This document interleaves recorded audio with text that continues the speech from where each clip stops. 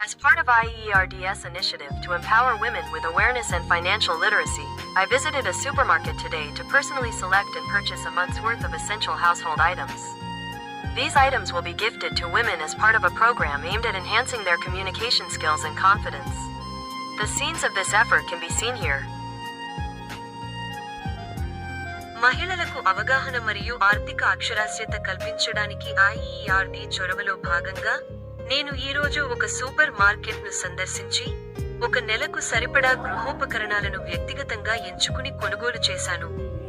ఈ వస్తువులను మహిళలకు వారి కమ్యూనికేషన్ నైపుణ్యాలు మరియు ఆత్మవిశ్వాసాన్ని పెంపొందించే లక్ష్యంతో ఒక కార్యక్రమంలో భాగంగా బహుమతిగా అందిస్తారు.